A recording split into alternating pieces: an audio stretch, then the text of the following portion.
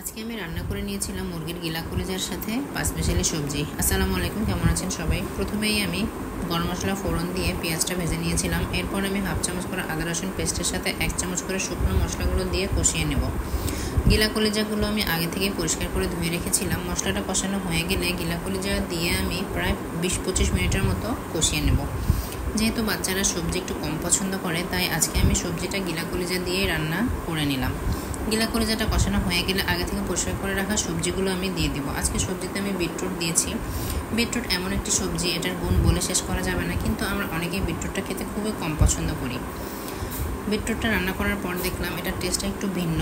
সবজিটা আমার কষানো হয়ে গেলে এখানে আমি 1 মুঠার মতো পালং শাক দিয়ে দেব।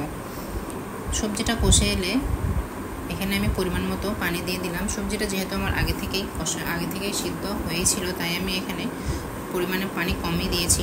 সবজিটা হয়ে গেছে। যেহেতু বিটরুটের একটি স্মেল আছে, তাই এটা দূর করার জন্য এখানে আমি বেরেস্তা দিয়ে দিলাম। এমনিতেও সবজিতে বেরেস্তা দিলে অনেক টেস্ট হয় খেতে। আসসালামু আলাইকুম, ভালো থাকবেন সবাই, আল্লাহ হাফেজ।